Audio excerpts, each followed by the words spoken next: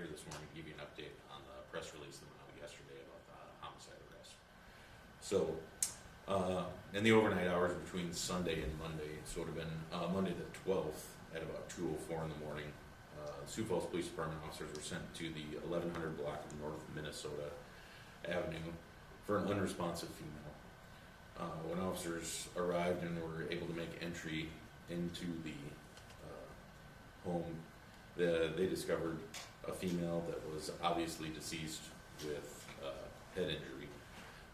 Through the investigation, it was determined later that the head injury was actually a gunshot wound.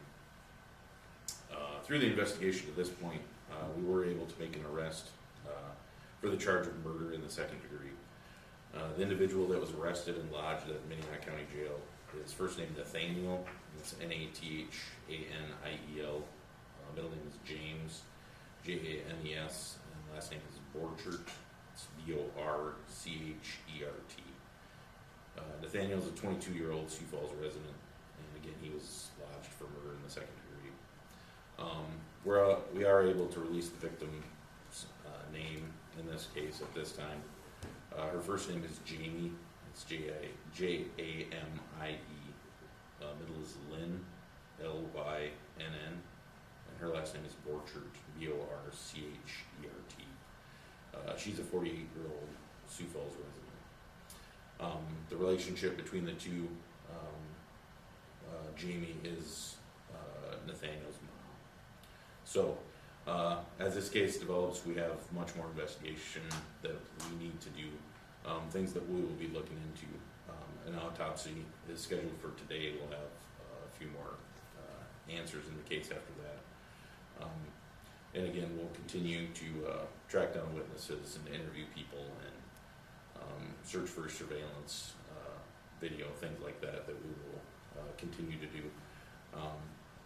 During the search warrant out at the residence, we were able to seize a firearm, a pistol that was on scene. And again, there will be further testing of that evidence as the case continues forensically. I don't have any other, I guess, answers regarding that pistol at this time. So that's the update I have. Does anybody here have any questions? Do you have an address of the?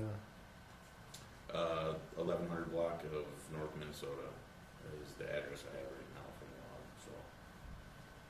Do you know, you mentioned it was a gunshot wound to your head. Do you know how many? Was it just one or was it multiple? That'll be probably a better question for after the autopsy.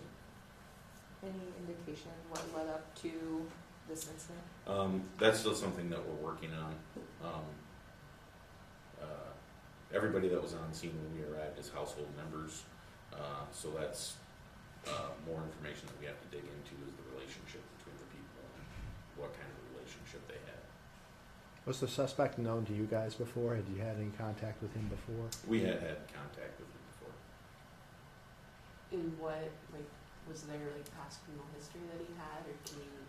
I can't get too much into his criminal history, but we have had contact at that address up there between the parties involved. Was he cooperative with police? Yeah, he wasn't uncooperative. So.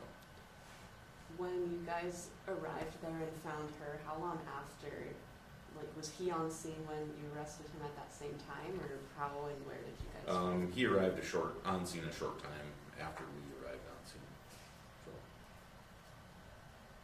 And then was the firearm that you guys seized during when you guys were there, was that, do you know, was that the one that was used? It was likely used, but again, we still have some more testing that we need to do before I can say that. You know, like drugs, alcohol, anything? That'll be, again, some more once the autopsy's finished and other blood work comes back from search warrants that were served. The times that you did show up there before, was that because of Family dispute type family dispute? calls. All right. You're up, sir. Thank you. Enjoyed it for the test run. It's not that bad.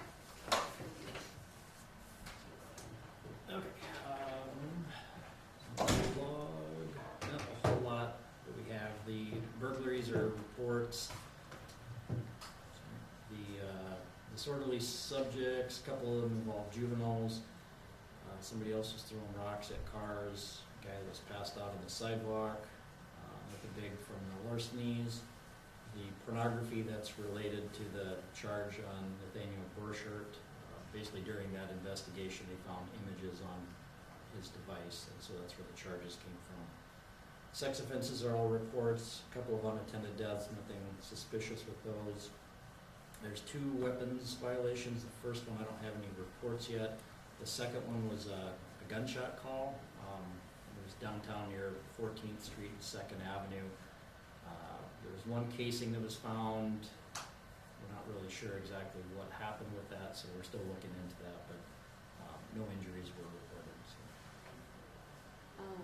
There looks like there was a crash or some sort up on 57th this morning not too long ago. Is there any updates on that you have? Where on 57th? 57th and Vista. I think it's Vista Lane. Do you know about what time this morning? It would have been like an hour ago or pretty recent. I guess I don't have anything quite yet, but let me see if I can find it.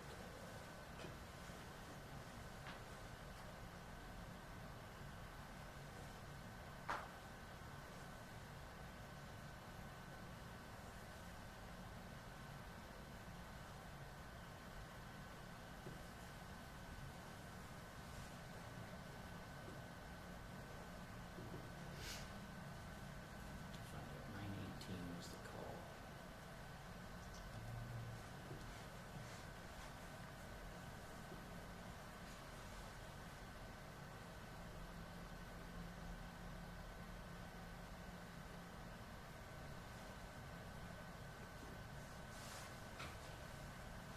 I'll have to do some checking. I guess I'll have to wait for the reports to come in. It looks like it was just one vehicle that was involved.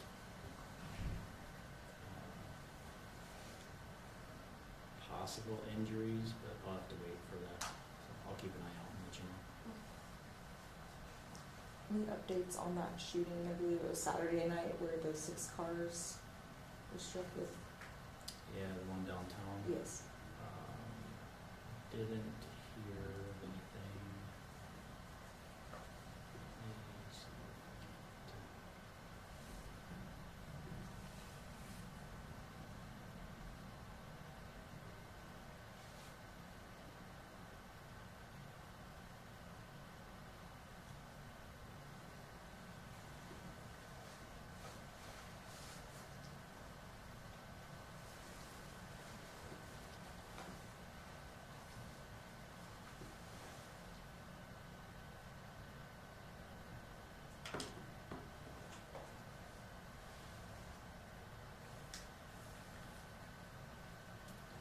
I don't see anything new with that yet. Okay. Anything else? Okay. Oh, Sorry. yeah. I don't know if you can answer, but going back to the Borchert homicide investigation, do you know, are you able to say, did he live with his mom? Do you know? That I don't know. I'll find out and let you know. I think they did, but I don't know that for sure.